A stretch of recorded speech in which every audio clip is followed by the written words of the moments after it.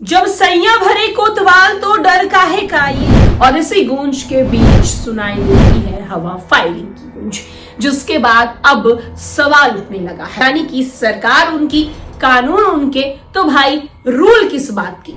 जी हाँ, ये वीडियो बिल्कुल वैसा ही कुछ नजर आ रहा है। कल तक जो बिहार में जंगल राज को लेकर बातें करते थे, आज वो खुद कहीं ना कहीं कानून को तोड़ते हुए नजर आ रहे हैं। यही नेता लगातार बिहार में फायरिंग को लेकर महागठबंधन की सरकार पर निशाना साधते हुए नजर आते थे। बड़े बड़े पोस्टर लगा दिए जाते थे, तेजस्वी यादव हो या फिर लालू प्रसाद यादव हो, यहाँ तक कि नीतीश कुमार पर भी सवाल उठाते थे। लेकिन अब भाई इनकी सरकार है, इनका राज है, इनकी प्रशासन है, तो किस बात का खौफ, किस बात की डर। अब तो इनकी ही कानून व्यवस्था है, इनकी ही सड़कें हैं, इनकी ही कार्यकर्ता है और इनका ही जश्न है। और जश्न फूलों से हो, तालियों से हो, ढोल बाजे से हो या फिर हवा के फायरिंग से हो, इस बात को लेकर इन्हें अब कोई आपत्ति नहीं है। जब सैया भरे कोतवाल तो डर काहे का, ये पूरा कहावत जो है वो बिहार की राजनीति में फिट बैठता हुआ नजर आ रहा है। विजय कुमार सिन्हा, जो कि एक बार फिर से बिहार के डिप्टी सीएम बन गए हैं, प्रचंड जीत के बाद लखीसराय पहुंचे और धूम धड़ाके के साथ उनकी स्वागत की गई। स्वागत में फूल बरसाए गए, ढोल बाजे बजाए गए, नारे लगे। लेकिन सबसे अहम बात यह रही कि कल तक जंगल राज का हवाला देने वाली एनडीए की सरकार आज खुद कानून को तोड़ते हुई नजर आ रही है। बिहार की आम जनता सवाल कर रही है कि अगर नेता इस तरह की हरकत करेंगे तो बिहार की आम जनता कैसे खुद को सुरक्षित महसूस करेगी। जी हाँ, जैसे ही विजय कुमार सिन्हा लखीसराय पहुंचे, वैसे ही हवा में फायरिंग मानो की शुरू कर दी गई, जैसे कोई बारात आई है। दरअसल बिहार में कानून व्यवस्था जो है वो लागू की गई है कि किसी भी प्रकार की कोई फायरिंग बिहार में सड़कों पर खास करके नहीं की जाएगी, शादी विवाह हो या फिर कोई अन्य कार्यक्रम हो। लेकिन यहाँ पे तो सैया भरे कोतवाल तो डर काहे का, यानी कि सरकार उनकी, कानून उनके, तो भाई रूल किस बात की। जी हाँ, ये वीडियो बिल्कुल वैसा ही कुछ नजर आ रहा है। कल तक जो बिहार में जंगल राज को लेकर बातें करते थे, आज वो खुद कहीं ना कहीं कानून को तोड़ते हुए नजर आ रहे हैं। दरअसल आपको बता दें कि जब बिहार में महागठबंधन की सरकार बनी थी तो उस वक्त यही नेता लगातार बिहार में फायरिंग को लेकर महागठबंधन की सरकार पर निशाना साधते हुए नजर आते थे। बड़े बड़े पोस्टर लगा दिए जाते थे, तेजस्वी यादव हो या फिर लालू प्रसाद यादव हो, यहाँ तक कि नीतीश कुमार पर भी सवाल उठाते थे।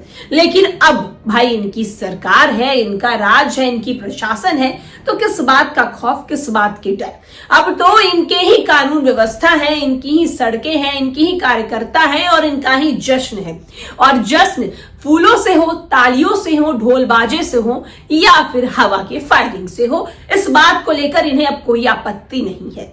दरअसल बिहार की आम जनता को लेकिन अब आपत्ति है।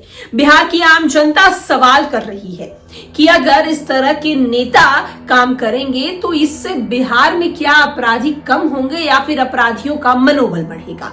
क्योंकि जो हवा में फायरिंग कर रहे थे वो कोई और नहीं, बीजेपी के ही कार्यकर्ता ही थे, उनके ही लोग थे। अब सवाल उठने लगा है कि कल तक इसी फायरिंग को लेकर एनडीए की सरकार या फिर कहा जा सके विपक्ष बीजेपी जो है वो लगातार सवाल करती थी जब सरकार महागठबंधन की हुआ करती थी। लेकिन अब तो सरकार इनकी है, लेकिन फिर इस तरह का जश्न मनाना क्या जायज है, ये सवाल हम भी आपसे कर रहे हैं।